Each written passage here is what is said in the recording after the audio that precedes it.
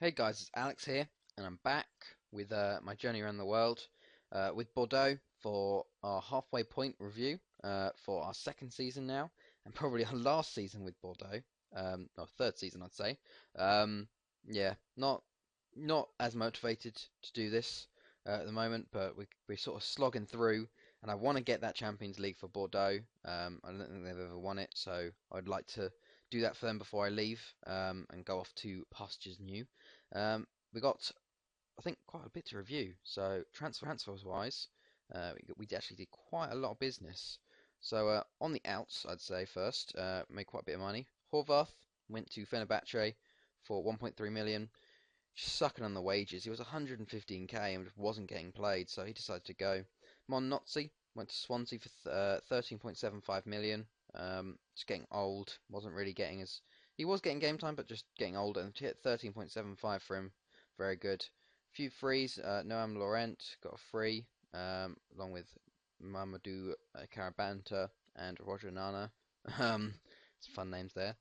Onjen Muric went to Rio for 13.25. Never really. He could have been good, but never really got the first team sort of opportunity, and he wasn't going to, so decided to let him go. Charles Puga also 2 million. 35-year-old decides to go to Swansea. Yeah, just sap of the wages really, and to get 2 million for him now instead of letting him go at the end of the season, pretty good there.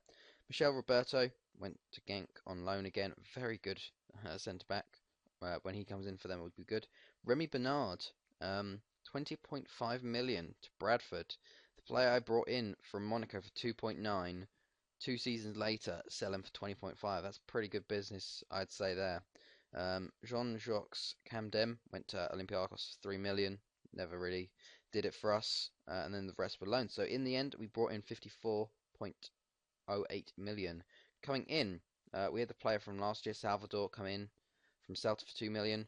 Signed a right back from Torino for 4.2 million. One for the future, 17-year-old Italian right back. Very good stats. Played a few games. Can also play left back, so he's quite good there. Spent quite a lot of money on this guy. This next guy, Jeremy Conterman from Vitesse, 15 million. He is Dutch, yeah. Can play anywhere across the midfield.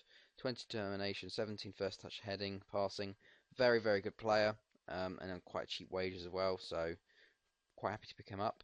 Bob Konopka, we actually signed from PSG on a free. A USA international, centre mid and attacking mid. Very good stats, just for the fact of just if you just look at him and you go, get a 24-year-old with those stats on a free, you're just going to take it. So he's been playing a bit more of a backup actually. Then we signed another player from Holland, Sergio Loswich, a centre back and right back, 23 years old, very good. Sort of replaces Monotsi and Puga going out. Then we actually signed Alfredo on a free from Atletico. So for some reason, they just decided to let go of all their good young talents. He actually finally got to Atletico, put him in the reserves league, got 12 goals in 34 appearances, and then they just let him go, and he signed for us. And in the reserves, he's got 8 goals and 6 assists in 12 games, so he's still got that potential. It's 5-star potential. He's 19 now, so he's developed a bit more, but hopefully he can do well for us there. Then we also signed Philip Delaunay from Saint Etienne, a centre mid slash defensive mid. Very good actually. 21 years old, got some great stats there. So I hope he develops. And also, this one is quite surprising. Francisco Javier, 2 million, 19-year-old from Atletico. They were going to let him go on a free. Like it came up with that thing, and I did the buy now for 2 million. So the fact that we haven't actually had a backup goalkeeper for a long time, we can just sign him for 2 million. Future world-class goalkeeper. Look at those stats. It's ridiculous. I don't know what the manager's doing. Who's manager? Well, I don't know what Christian Jansen's doing, letting him go on a free. Well, 2 million, but that's pretty ridiculous. So he spent 37.66 million overall. Um, Going to fixtures wise, I had a few friendlies. Went on a tour of America. Then went to Brazil. Um, then we had a few more. We had a Champions Trophy. Don't know what that is, but we beat PSG on it 4-3. Carl Naylor with 2 and Villano with 2 to give us the win there. We had played our first game of Ligue 1 Stade Rennais 3-0, Viliano with 2, and Slizewski with 1. 2-1 versus AC Ajaccio, Amadou Touré and Kyle Naylor. 3-0 versus Nancy Lorraine, Batista with 2 and Mason with 1. Innovant de Gungamp was a 5-2 win, Claudian Dammer with 2, Pizzotto, Horstadter and Torre. 2-1 against Monaco, an own goal in Carolina. We lost 2-0 away to PSG, which is really, really annoying. This game, we just didn't get going really. Very even game, but they just took their chances. We had a lot more possession than them, so really annoying there. We had our first game of the Champions League versus Juventus actually, but that was a 3-0 win. A Carl Naylor hat trick, giving us a quite convincing win there. Montpellier was 5-1. Krasniki with penalty, 3 from Batista and 1 from Carl Naylor. 4-0 against Valenciennes. Batista, Slizgowski, Villano and Horstadter. 4-2 against Sochaux Montbert. Gonzalez, Petrosian with 2 and Konterman with his first goal. Then we played Sparta Prague in the second Champions League group game. Saif Jabali with 2, Petrosian and Pedro Javier. Actually, I want to show you. A certain Masao Liao was playing for Sparta Prague, a 31-year-old Masao Liao, which was a bit of a sort of flashback moment for me, seeing as I signed him from Bloem Celtic in 2021, which is 12 years ago, 13 years. Signed him on a free. He had 2 seasons with them. Went to Vitória in Brazil for 700k. Then went to England with Tottenham for 2.2 million. Did pretty well. Then went to Udinese in Serie A for 3 million, and now he's gone to Sparta Prague for 375k. So a Japanese player plays in Japan, South Africa, Brazil, England, Italy, and now Czech Republic. So didn't need to check that for the nationality. But yeah, pretty crazy there to see that. So it was a bit surprising to see him lining up against me, playing for Bordeaux. But yeah, after that game we had Havre. That was a 3-1 win. Slizgowski and Naylor with 2. 3-0 against Lorient, Javier, Diallo and Batista. Then we had Olympiacos, who are the final team in our group. 1-0 win at home. Carl Naylor with an early goal, and that's about it. Lyon was 3-0 win. Viliano with 2 and Petrosian.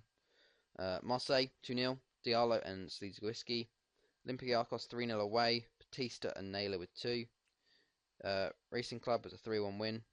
Loschwick with his first goal and Pedro Javier with 2. 0-0 versus Evian, which is quite annoying. Away, didn't get any points out of that. Well, we got 1 point out of that one. Toulouse was a 2-1 win at home. Diallo and Carl Naylor. Then we had our away game versus Juventus, and that was a 1-0 win. Diallo with a penalty in the first half extra time to give us the crucial win there. Troyes was a 1-0 win. Petrosian with a late goal, actually, to give us the win.